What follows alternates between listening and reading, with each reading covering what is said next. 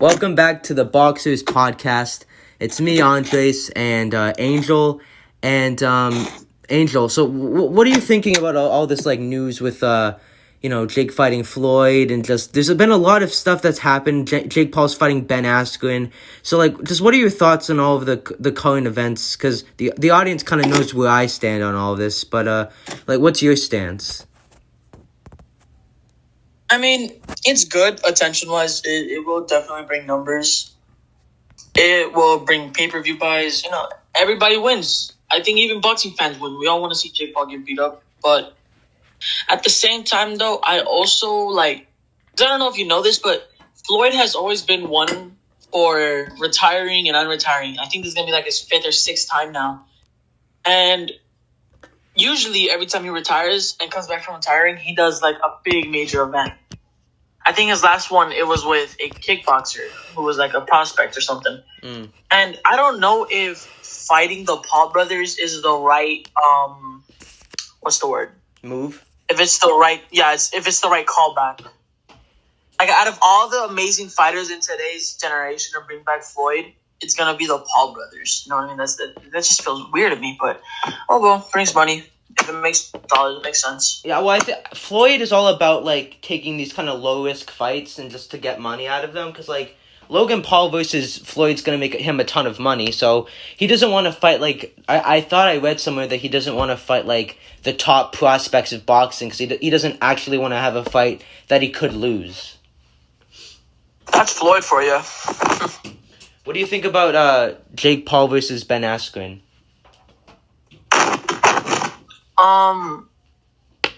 Honestly,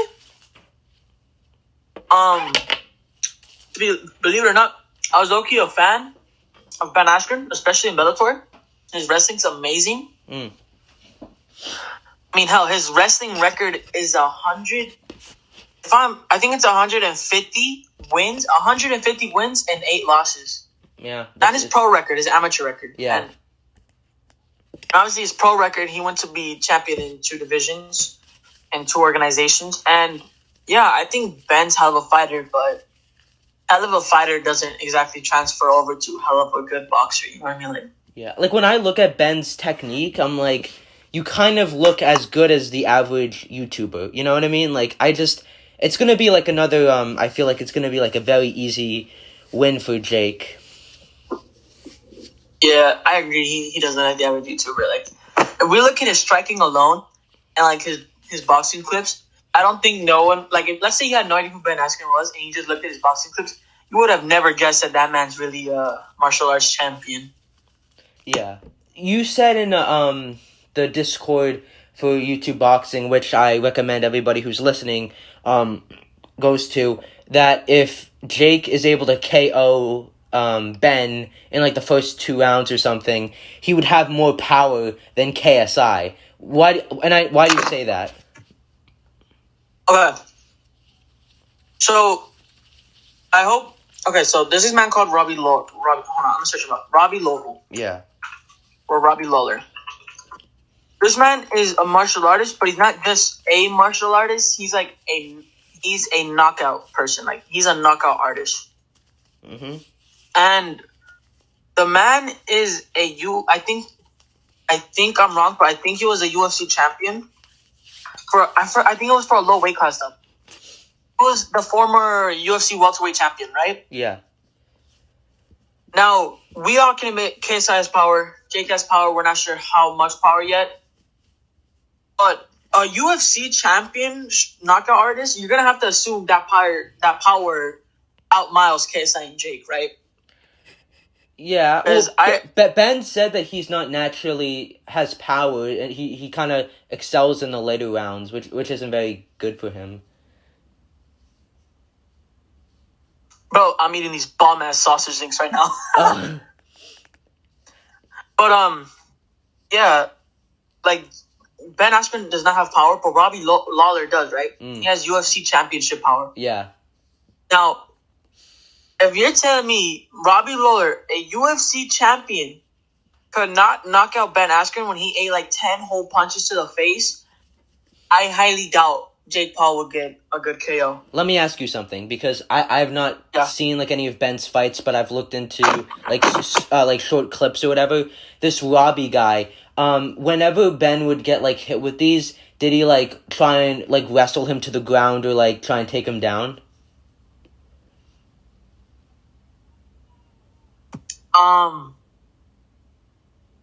More or less, it was actually Robbie.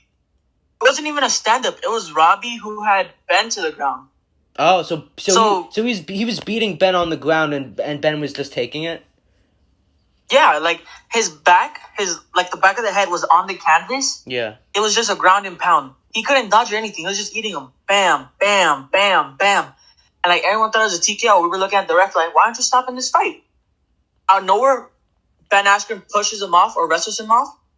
He gets back on his feet. His face is just completely bloody. And this man keeps walking forward. Even though he has already felt his power. He keeps walking forward. And that's why even Jake said in an interview with I forgot his name, but he's like MMA. He's the guy that interviewed Nate and Jake Paul. He said the best thing that Ben has going for him is just his chin. Yeah. And yeah, so that's why I think if Ben gets knocked out by Jake will prove to me that he has the most power in the YouTube division. Yeah, for me, I think it's I think that it will kind of, the Ben fight will go like the Nate fight, where Ben will go down multiple times and eventually he'll just either get knocked out or TKO'd. But I don't know if Jake if Jake KOs like Ben Askren in the first round. What I'm worried about is what the narrative will then look like, because then people will be like, "Whoa, like Jake, you did like this huge thing," and people will be so like, I just know that people will be like, how can you say KSI wins now? Jake has proven that he's got more power than this Ben guy. But I just think that we have to remember that Ben Askren is as good technique-wise as the average YouTuber. And while he does have this great chin, so does KSI. Like, I know there was the whole, like, 2-point deduction thing, but, I mean, he was wobbly because Logan hit him in the back of the head 2 times, and then he held his head. But KSI has also proven to have taken some big punches in both fights against Logan and continue to pull through. So I'm not saying that KSI like has a better chin than Ben Askren, but I just think that people, when the KO will probably happen, I hope that people just keep perspective about the situation. Yeah, like, I'm not gonna lie, I'll probably be one of those people. I don't think if Jake beats Ben, I'm not gonna be like, oh my god, Jake has more power than Ben. That's not what I'm thinking. What I'm thinking is, oh my god, Jake's power managed to break or crack Ben's chin. Because yes, KSI's chin is pretty solid, and this is what fight. I gotta know, but not many people care about this. Not even I do. But at the same time, the more I started thinking about it, the more I had to get invested into it. Because if Jake can crack a chin that was not broken by a UFC championship, by a UFC champion, that's a pretty good argument to show that Jake can probably crack KSI's chin. I don't know if you know what I'm trying to say, but like, yeah, I think that I feel like if KSI was fighting Ben, he would be able to knock him out. I think Logan would murder him, but I think that I just, the thing is like KSI is not active in fighting right now. He's not boxing. He's only had like his pro fight, which wasn't like a great a way to show off his skills. It just showed off his heart. And I just feel like if KSI was fighting and being active and getting knockouts like Jake was, which I know he can get, the narrative about this fight would be different. You know what I mean? Like, I feel like the KSI fans or people who like say KSI can win this, we know that he has the ability to be very technical and has like knockout power, but the problem is that he hasn't been able to show it yet, and because he's not doing anything right now, people are like, well, Jake is getting KOs and he's getting, you know, the UFC guy and the basketball guy, and he's getting and obviously if you're a casual to this YouTube boxing thing and you watch the second fight against KSI and you watch Jake's fights, you're gonna be like, Jake's gonna win, obviously. But I feel like people don't understand that like that's not how KSI naturally fights, and he does have that knockout power that Jake has. So that's that. So I guess the point I'm trying to get at is I want KSI to be fighting more, because he will be able to change the narrative very quickly. Confirmed that when KSI says, I want to fight now, he's going to make him take actual fights. Like in the True Jordy podcast, he said behind closed doors, but now in this video, he's saying like actual like 2 to 3 fights, like events, which I think is a smart idea. And like Vidal obviously isn't going to be training KSI anymore, but I think that's a good thing, because you saw what Shane Mosley was able to do with Jake and give him that much experience. So I feel like that would be a good next step for KSI. But I think that, KSI wants to focus on music right now, and he's not really into like the whole boxing thing, and I feel like people are like, oh, KSI is scared, he's dodging Jake, and I'm like, no, he's not, it just doesn't fit in with his schedule. And people, let's not forget, KSI called out Jake Paul in 2018, and Jake said no, a hard no. And then in 2019, KSI called Jake out on Twitter and on YouTube for a fight, because the second fight with Logan was taking too long and he wanted to fight somebody, and Jake didn't say anything. So I feel like it's only fair that KSI is making Jake wait, because Jake had his opportunity 2 years in a row, and he declined both times, so you can't be like, oh, I want to fight you now because I feel more confident in my abilities, you know what I mean? Like, listen, I don't like what KSI is doing. Like, I think he should start boxing again, and he should have a fight at the end of this year, and then have at least 2 more fights in 2022, and then fight Jake. But you know what? I know that Vidal and KSI, they're not dumb. They know what they're doing. And one of KSI's boxing managers said on a podcast that, KSI is still actively training and they have a plan. So I'm very confident that whenever KSI is ready, he's going to take the necessary steps to do whatever it takes for him to win. Even if steps to get to Jake to beat him. Jake moved to Miami, Florida, I think, and to like fully commit to boxing. And then there's like Instagram stories of him at parties and drinking. Well, I don't know if he's drinking, but he's partying. And I mean, if you've seen his physique right now, he looks a little thick. He doesn't look like as in shape as he used to. So I definitely do think that it's kind of like, you said you were going to go to Miami to take on boxing fully, yet you're partying and still distracted. So I think he slowly is losing it, but he still puts in enough work to get the job done. So I do agree with you there, but I do want to preface that Jake is still training hard, and for all of the Jake Paul fans that are like, or people that are like, oh, you guys say Jake Paul isn't training hard, like, yeah, we know he is, but like, also he's not training as hard as before. Yeah, he's definitely not as like fully like 100%, but he's still doing the work. So did you see his latest video where he talked about like he reacted to the hate comments? Oh yeah, he kept his cool. Like, I didn't agree with him, but at least he didn't like. I literally lost my mind when I watched this video. I'm gonna tell you why. This man has absolutely no logic at all. I was like, you are biased, man. I'm going to tell you why. There was one point in the video that made me lose it. So he talked about, there was a comment that said KSI was wobbly because Logan hit him in the back of the head. And the Realist said that KSI, that wasn't why KSI was wobbly. It was because he got uppercutted, and you guys just can't accept the fact that he got rocked pretty hard. But then he did say he does give KSI credit for coming back and doing good, but his point is that the 2 punches to the back of the head did nothing to KSI. And here's the thing: it is medical fact that if you hit somebody in the back of the head, they're gonna get concussion-like symptoms, and they're gonna be dizzy and discombobulated. And if you watch the uppercut, the first uppercut was a good uppercut, but the second uppercut was an illegal hit because Logan literally held him by his head, which gave him a much more accurate advantage than if he just moved positions. And the second uppercut, if you notice, like KSI's legs, that's when he got dropped by the second one. But I agree with you. But the 2 punches to the back of the head, Logan literally was like I'll probably show the video when it's on YouTube. But he literally hits him, and then his arm is like really far back, and he just whams his head right into it, and then he punches KSI right in the top of the head, and KSI's head, like, it vibrated when it did that, and that's why he was wobbly. It's like, listen, KSI was wobbly partially because of the uppercut, but also because he got hit in the back of the head, and the second uppercut was an illegal hit because Logan held him by the back of the head. And it's like, I don't understand this man. Like, it's pure logic. It's medical fact. And I don't know. What do you think of this?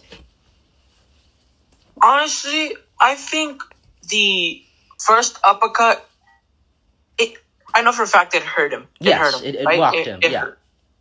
Who wouldn't get hurt by that? Yeah, that's a big second punch. one, exactly. And the second one, it was a cheat and it stunned him. It stunned him. It dropped him. Yeah. The second illegal uppercut dropped him. Yeah. But to the back of the head, stunned him. Those are different. Hurt him, dropped him, and stunned him. Because when KSI got up, he didn't grab his face or his head. He literally, the first thing he did, he touched the back of his head. He's like, yo, what the heck was that? Like, he touched the back of his head. He was complaining, like, hey, that man hit me at the back of the head. Yeah. And like, a concussion, like, the things you said about getting from the back of the head, that's not even the worst of it. You can, like, your brain can literally bleed. And that's why the ref took away 2 points. Like, they were saying, oh, it's not a big deal. Like, have you guys seen boxing fights when you get hit in the back of the head? Like, your entire life can change. Like, dog, that was serious. And Logan shouldn't have done that. I 100% agree. And y'all saying, well, like, that was a bad call. Yeah, a bad call from Logan. What made him think it was okay to hit somebody or even tap, if you guys want to call it a tap? What makes you think you can do that to an opponent who's already on his knees? And everybody ignores me on this. Logan could have taken this fight back and won by points, by TKO, by KO. KSI was literally so hurt, and Logan continued to do the single jab, be very passive. Like, in that 5th round when Logan was, like, at his prime, KSI literally turned and just, like, threw, he didn't throw a punch, but he just put his body, like, near Logan, and Logan literally ran back. It's like, Logan had his opportunity to that was his opportunity to take back the fight and win it, and he failed to do that. And guess what? That's not on KSI, that's not on the ref, that's not on KSI being lucky, that's on Logan. That was Logan's fault, that he did not have the mentality or the will to push it and get that win. That's on Logan. Also, Shannon Briggs, about him as guy. He said that Logan could beat Floyd there. Yeah, that, like, this makes no sense, and that if, you're a smaller guy, a fan saying that KSI was very wild because of the physical disadvantages, and so when he fights Jake, his style would change. And then the Realist basically says that, like, this makes no sense, and that if, you're a smaller guy, you should, like, he, like, mimicked, like a bob and weave or something. I'm not sure. I mimicked it in my video. But I think the thing that people need to understand about why KSI was so wild is, like, first of all, KSI's, like, wild style against Logan isn't his natural way of fighting. If you look at the Joe Weller fight, any of his spars, that's not how he fights. He fought that way. The whole Logan being taller than him was part of a larger equation. Like, I've said this before, but Logan doesn't really want to fight somebody when he's in a boxing fight. Like, he wants to, like, constantly be in control. He doesn't really like being touched, and KSI knew that, and he exploited that by getting in his face and throwing punches even if they weren't landing cleanly. It affected Logan's mentality, and that's why KSI was so successful in that second fight, because he didn't give Logan any time to breathe. And also, KSI said that, like, another reason why he was so wild was because he was kind of fighting off of emotion, where he was frustrated and upset that Logan wouldn't want to fight him, and he would always run away. And he said it himself, it's hard to fight somebody that doesn't want to fight you. And so I can see that the adrenaline of the event, and listen, I know KSI, Jake, they all say that they don't get nervous, but, like, if you're fighting in front of millions of people in a big arena, you're gonna have just a teeny bit of nerves. Like, come on. And then the whole and then Logan being taller than him. So I think that the KSI swinging is because of Logan being physically taller, but there's a lot more like components to why that happened. Like if he went too close to Logan, Logan would clinch him. If KSI went too far away, he would probably miss, but he might land half like cleanly. So Logan was a very complicated person for KSI to fight, and Jake isn't like that. Jake's gonna want to fight. Jake's more of a scrappy fighter than like a boxer. So, that's kind of my defense, I guess. Honestly, I'm gonna say this with honesty. I might make somebody upset, or I don't know. Yeah. I might have to disagree, not on everything you said, but just a little one. Since I do like take part in boxing, right? Mm-hmm. I do understand his logic of like, the bob and weave. It's called the peekaboo style, right? Like you want to get in the taller person's opponent. That's what Joe Weller was trying to do with KSI, except he didn't have the right skill for it. But he had the concept. Like that's what he was trying to do, right? Just cover up and just get in his face. However, that didn't go good for him because he forgot the dodging and punching part. And I see where he's coming from. Like that is a good thing, and you're supposed to do that against taller fighters as well as some overhands, but you can't really blame KSI for not doing it because he's not exactly a fighter who's done this for a long time. Like when the Realist was talking about the game plan, he was talking about a strategy that boxers do after they have a decade of training. KSI didn't have that, so I'm sorry that a fighter like KSI, who's only had 3 years of training, couldn't do the perfect inside fighting stance Realist. That's just not how it works. But you can't really be like, hey, this newbie KSI doesn't have perfect peekaboo style. Therefore, Jake's going to beat him. Like, no. Yeah, no, and this... Oh, sorry, you go. Yeah, and the same thing you said. He's fighting off emotion. Like, if they were seasoned veterans, then I would see Realist's point, but they're not. They're just amateurs. Yeah, I mean, I say this all the time. KSI should make this fight go until, like, the final round and really use the stuff that he's known for, which is cardio and excelling in the later rounds, because, like, Jake is not going to be that composed and that sharp when it comes to, like, the seventh round. You know what I mean? Like, he's not going to be that clean, but if KSI saves it all up, I think that will give him a great advantage. So, KSI he needs to fight him very carefully. Like one wrong move and he could be really hurt. Yup, pretty much. I think, yeah, I'm gonna have to agree. KSI has way better stamina than Jake. Yeah, but like, here goes to this one's. This is a message to the Realist, real quick. If you know boxing, and let's just assume you do, right? You should know that even though somebody is the better boxer, that doesn't guarantee you a win. There has been times where a scrappy fighter has beaten the technical boxer. Yeah. Madonna versus Victor Ortiz, for example. You being a better boxer, technical-wise, does not guarantee you a win. It increases your chances, but it's not a guarantee.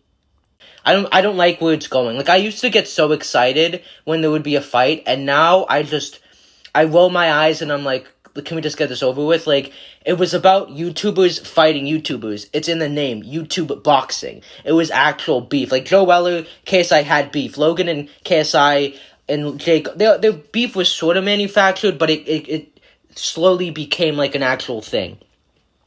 And it made... And now we have... Yeah, and Jake... Yeah, we have Jake versus Ben. And the thing is, like, when these guys fought, it made sense. Like, you were invested, it made sense business-wise, it made sense, like, it was a challenge for both guys. And even Gibb versus Jake, like, I know in perspective it was a mismatch, but it was still, like, hype, you know what I mean?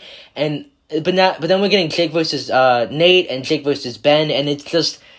I feel like the DNA of YouTube boxing really is going away, and I just think that, the only way that YouTube boxing... Because if no one gets hurt, this thing is going to just go on and on and on because it just makes so much money. So my fear is that this is going to end with either somebody dying in this sport, which would probably be the YouTuber, someone getting, like, seriously hurt, like they, like, can't walk anymore, or it just people lose interest and it's regarded as, like, ruining boxing more than it was helping it. So if anything, I think that YouTube boxing, I think it just needs to end at this point, and just let it die with a good legacy, and then revive it in like 10 years, and people will have that nostalgia, and then the new generation will be like, oh, this is so cool. But yeah, I think it needs to end soon. Yeah, like past fights, even Jake's past fights, every single YouTube boxing match has had a storyline. Yeah. Like, but now Jake is low-key ruining it because Nate Robinson, out of the shadow, out of retirement, out of freaking nowhere, says, "Hey, want a boxing match? Yeah, sure. What? Where'd that come from?" Yeah. Like, and now we got Ben Askren, who has never been in the same sentence as the word boxing, is going in a boxing match with Jake Paul. Okay, also weird. And yeah. I don't know. And now Conor McGregor, and even Conor McGregor's confused. He's like, "Wait, what? Jake? I mean, who is this kid? Like, what does he want with me?" There's no storyline there. Just end it in Jake versus KSI. Like he said, Ben Askren, 2-time Division I NCAA wrestling champion. Let's stress the word wrestling champ, Olympic athlete, Olympic athlete. Like, all of these things are good, and like, again, being a combat guy is slightly impressive, but like, none of these things matter when you're boxing. You know what I mean? Like, yeah, sure, you're an MMA legend and you've like had less losses than McGregor, but like, you've proven that you can't really fight. Like, and it's boxing. On the bright side, it is better than just being a slam dunk champion. I mean, a slam dunk winner on your resume.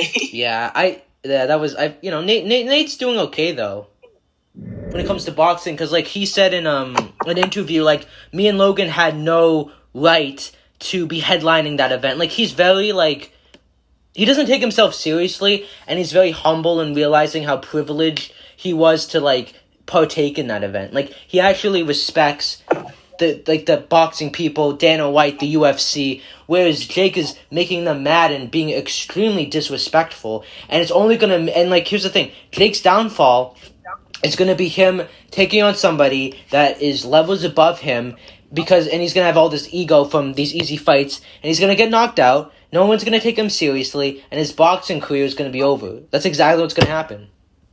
Exactly, dude. And you never, ever make fun of Uncle Dana White, dude. That's the promoter.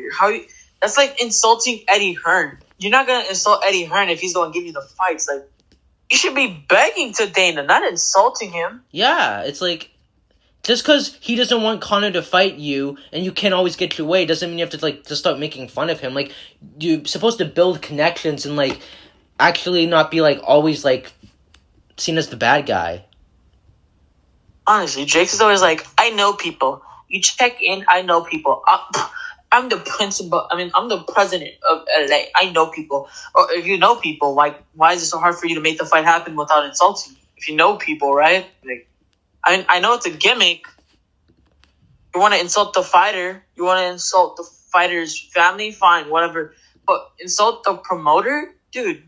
That's like, who does that? Like, who? I've never seen a fight event where you insult the promoter. Yeah. But he's digging his own grave. Honestly, and BJ Flores is buying him the shovel. Do you have You don't have TikTok, do you? Not yet. Phone broken. I'll get it again. Yeah, I get so many more views on TikTok than I do on YouTube. Like, yeah, I feel it's weird though. You know what it is? The algorithm on TikTok is so much better than it is on YouTube. YouTube's algorithm is just terrible for small creators. Honestly, but it also feels like 10,000. No. This is how I personally feel. 100,000 followers on TikTok is the equivalent of 10,000 subs on YouTube. Yeah. That's what I feel like. Yeah, exactly. Like, I on TikTok, I might post a video of like me talking about like KSI and Jake, and I'll get like 300 views, and then on my YouTube video, I'll get like less than 100. Like, my content like just needs the right exposure, and that's what TikTok offers. So it's just the algorithm is better. And it's not as competitive because like YouTube's been around for like over a decade, and TikTok's been around for like less than like 3 years. But doesn't a guy who constantly keeps tabs on Jake Paul, constantly makes videos on Jake Paul, constantly compliments Jake Paul, and constantly keeps up on his fights and his agenda, that sounds like a fan. Yeah. If that does not sound like a fan, then you're a stalker. Yeah, he's... And you know what? Here's the difference. Like, I know I'm an actual realist because I have a bias towards KSI. I hate Jake Paul, but I give Jake Paul credit. I made a video where I blasted Jake Paul, but I still was like, he knows how to fight. And people were like, oh, what are you doing? You're such a joke, and, you know, I hate you. I hope Jake drops you. And I'm like, yeah, you can say that, but, like, I still said he was a good fighter. Like, I'm actually very balanced when it comes to Jake. But I'll still let my opinion be known, but I will state the obvious. I will be realistic with myself. Yeah, man, look, all I know is if someone tries to say, I bet you can't beat KSI or you can't beat Jake Paul, that doesn't make our opinions any less factual. Yeah. Like, and I mean, damn, like, maybe I can't beat him, but I know my sparring partner, Dino T-Dog, could. Yeah. So, guys, that is the podcast. Make sure to like, subscribe, and comment. And we'll see you guys in the next video. Peace.